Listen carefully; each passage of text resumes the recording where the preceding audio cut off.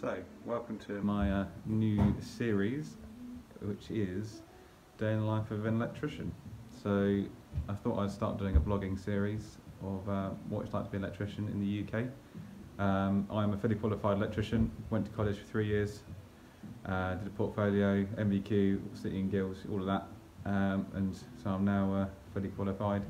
Currently working on this job on my own. We're doing a rewire of a 4-bedroom house. Been doing it on my own so far, which has been just a bit tricky, but it's not nothing I can't cope with.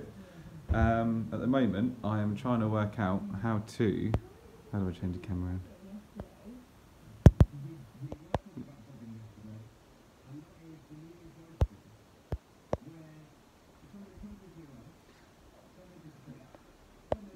So at the moment, I'm trying to work out how to get the cables. The fuse board's going to go underneath the stairs. At the moment, it's in some precarious location up here, above the kitchen sink, which I'm 6'4", and the ceilings I can just touch. So being above there is not in the best location, because obviously I can only just reach it, and people aren't obviously as tall as I am, so they're not going to be able to reach it in an emergency, which is what you want. So we're looking to fit it underneath the stairs, down here, next to the gas meter. So yeah, I'm just trying to work out. Fortunately, we can get access to under the floors, and there's no, as you can see, there's no plasterboard on the ceilings, so everything is open. But the trouble we've got is half the kitchen is floating. It's like a floating floor. It's on the house on a hill. The other half, what I'm standing on now, is above the garage, which is sort of 10 foot down, and there's a wall in between. So I've got to try and get through the wall to bring my cables that are under the floor from the fuse board, and then upstairs and into the joist, so I can power upstairs, downstairs, and everything like that. So yeah, you join me on this tricky situation, and I'll update you on how I'm getting on. So at the moment, I've got a few access holes in the floor. Fortunately, the builders cut those access holes there because they've put an RSJ in up there, brought that wall back a bit. I've cut this hole here. So that's one half the floor, which is sort of the house half, the old house. This is an extension over the garage, and down here, I don't know if you'll be able to see, but there's a big drop past that bit that's sticking out, down into the garage, and there's the soil stack where I'm going to bring the cables up, and then up into the joists, or up into the loft, and then round and down to the various sockets and things. Yeah, I think what I'm going to do is, we've got a diamond core attachment for the drill, and I'm going to do a core, couple of inch hole through that wall, and then I can sort of I put a bit of pipe through there, plastic pipe, and then I can bring all my cables through that need to come this way from the fuse board, which is going to be the other side of that wall, that wooden wall there, along under the floor, through the hole, and then up into the ceiling. I think that's going to be the best route I've had to find, because obviously I can't come above the fuse board, because that's where the stairs are. There's no access to taking them up. This sort of framing here is going to be taken back, and there's no way I could really run lots of cables through that boxing anyway, if I wanted to do that way up through into the stairs and then to the joists. So I think running it under the floor, coring a hole through, and then up is going to be the best route. So what I'll do is I'll just do a quick run through of the whole house. There's the front door at the moment, which is going to be moved back to its original location here before the extension was built in the 1970s. This is going to be a study, so it's got one socket over there, another socket down here. I'm dropping all the cables down as the ceilings are open everywhere. It makes it a lot easier to run cables, and rather than taking all the floors up, I'm going to just be a bit of extra cable length on the runs, but nothing is going to cause any too much grief. Then they've put a wall through, knocked a doorway through here, which is going to be a utility, which was a downstairs bathroom, which is a bit of a strange situation, but we won't go there. That's all be ripped out. There'll be washing machines and things over here, so it's got a double socket at the moment, and then there'll be 2 fuse connection units feeding the washing machine and tumble dryer. Then there's going to be I think there's going to be a shower back in there, sort of downstairs shower room, because there's only one bathroom upstairs. And then that doorway is the old doorway to the kitchen, which has been blocked up. In the hallway we've got a stud wall that's been built in here, an RSJ. That was all open before. Stairs through there to the kitchen, which you've seen. This is the lounge. Ceilings off, obviously. Then socket above the fireplace, which is going to have Cat 6 and a TV aerial point. Double socket over there. Then into the dining room, we've got a double socket there in the corner, and then one either side. They're coming down as well. That's the downstairs ring. And then I think they're just having single pendants in these rooms. In the hallway and kitchen, they're having downlights, new LED downlights. Upstairs, we've got to the right of the stairs, we've got the bedroom that was added on with the extension, which is going to be one of the kids' beds. Every room's got a Cat 6 and a TV aerial point, although they're not going to be used straight away, but they've got that option then to have internet and a TV, smart TV on the wall. Double sockets in every room. These ones are coming up from the floor, because there's no point going up to the loft and coming back down. We're just going up from the floor. Then over the little staircase bit, we've got the bathroom, which as you can see is a bit empty. It's a toilet for the time being. The company I work for, we do bathrooms and kitchens and things, so we're going to be doing the bathrooms up here and downstairs. New boiler in the loft. That was the old airing cupboard, which has been knocked out. I'm not too sure. I think it's been built back in, but at the moment it's been knocked out. All the pipework's just hanging there. We've got another bedroom, obviously another TV point, Cat 6 double socket up there. Oh, this is the spare bedroom, so it's just got three double sockets, whereas the other rooms have got 4. Landings having downlights. Master bedroom, this has got 5 double sockets in. TV point, Cat 6, bay window. Lighting, just one way switched with a pendant. And then another last bedroom, which is like a double extended, so the original bedroom finished sort of here-ish. Well, it did finish here, but there's a lintel going across, but on the extension they extended it out, so it's quite a long bedroom. It's just the same as the rest, wiring up to the sockets, TV point over there, and then new radiators as well. We're doing new radiators, new boiler, fair amount of pipe work as well. Then up in the loft, we're just going to put a socket and a light, as well as a boiler supply. So yeah, that's the sort of the run around. It's completely empty.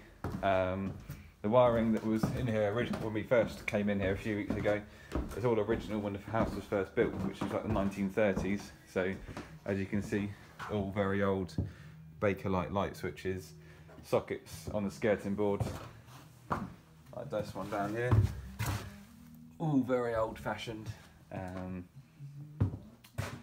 Yeah, not up to today's regulations. All the lighting was in this conduit, black conduit with single rubber cable, which yeah isn't very nice. Put a nice new twin and earth in, which should last hopefully another 60, 70, 80 years if it's not damaged and messed with. So yeah, that's sort of the run around what we're doing, and I'll update you when I've started to run in some more cables. Right, since the last time I updated, I've as you can see, I've put the spares in, or the boxes in for the spares for the washing machine and a tumble dryer next to the socket, or either side of the socket. What I've done is I've put 35mm back boxes in here, just gives you a bit of extra scope making off the fuse connection units. I always find that 25mm ones are a bit tight. The BG sockets, the fuse connection units that we use, have got quite a deep back to them. And 25mm all just seems a bit tight and a bit cramped when you've got 2 ring cables in there and then the accessory cable coming out. I've wired the accessory in 1.5 because obviously the fuse connection unit can only fuse up to 13 amps, and 1.5 is rated to 60, I think, or 16 or 17 amps, so it gives you plenty of room to use 1.5, and it's also a smaller cable, so it's a bit easier to make off and takes up less room in the box. So what I've done is I've done a nice line across, one on either side, and then chase down, and then I've got just a 25mm box in either side here for the outlets. I sort of measured it on the wall. There's going to be a sink here, 600 sink, and then 600 unit, 600 another unit with the appliance. So it should, either the way, it's going to be enough room to plug the appliances in. We've got come with long enough flexes on, so even if it's off slightly, it's not going to matter too much. I tried to keep it sort of nicely in line, nice straight lines.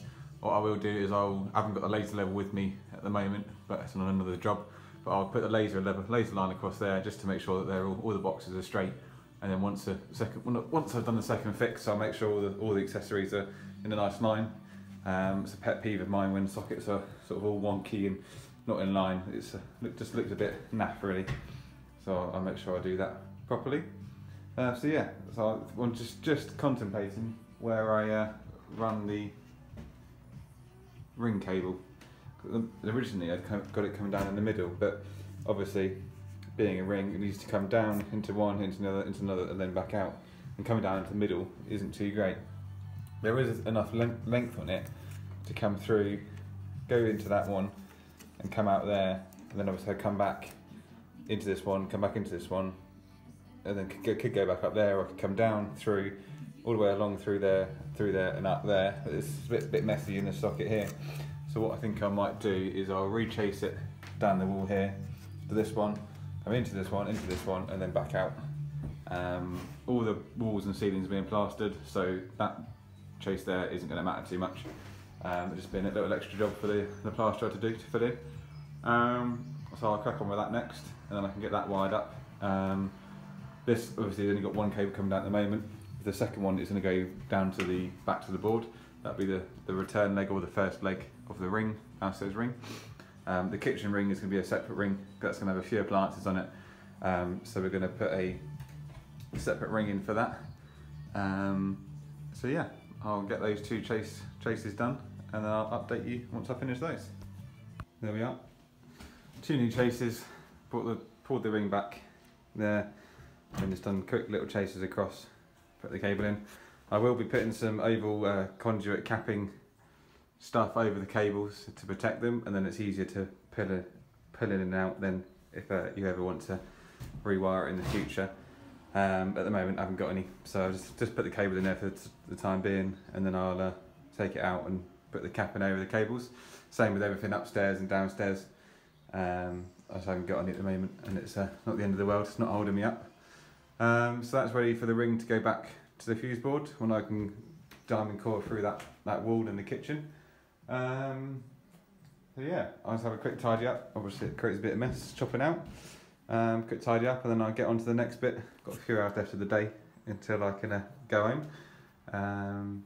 So yeah, I'll crack on with the tidying up, and then actually while I'm here, I used a chaser to chase these walls out, which is like an angle grinder, just a double. It's got two blades like that, so they spin and create a nice straight line down the wall. And then I just chopped it out with a chisel on the SDS drill, which makes it a lot easier than chopping out by hand as well. Saves the arm muscles. With this chaser, I've been working with the company for about 5.5 years. I've had it since I've joined. I must have had it for a while before. But it's one of the best tools we've got. It's just an Rewire, so Screwfix sort of own brand make. So I can't imagine it was particularly expensive, but it just works and works and works. I've just placed the blades in it yesterday, so they're sort of basically brand new diamond tip bits. The last set, we've well over a year since we replaced them, and they just work and work and work, and the machine just doesn't give up. It's got a Hoover attachment, so I've got it connected to my Charles wet and dry vacuum cleaner. It's got a lot better suction than the Henry Hoover, I have to say. It's like the one step up from it, and the suction power on it is incredible. And with it attached to the chaser, there's minimal dust that comes out. It's incredible. The fact that you're chopping into wool, obviously these are sort of thermalite walls here, so they're very soft, but there's brick in the middle, and that creates a lot of dust. But with the tiles attached, it's sort of minimal dust, which is, when you're in a house environment, is very good. Obviously here it doesn't matter too much because it's a building site, but when you're in someone's house sort of doing like a extension, new bits of extension, first fix and extension, whatever, having that the hoover attached to it is sort of a need, really, a must. You need that attached, otherwise the dust is just insane if you don't have it attached. I've done it a couple of times but not having it attached, and it is just, you can hardly see the room. With it attached, yeah, there's almost no need for a mask. Obviously I do wear one, but it's that sort of minimal dust, and the amount it sucks up is incredible. So yeah, so an Erbauer chaser, I'm not too sure what brand. There it is there. I'm not too sure if it's still made or not, but yeah, definitely give it a go if you're chasing walls. That is the tool to have. Right, final update for today. Since I tidied up and left you last time, I've installed a bit of some lighting cable in the lounge. That's going to be a switch there. Cables run up there with a switch line in neutral, along there, and then to there to the middle of the room, just a single pendant in this room. And then I've got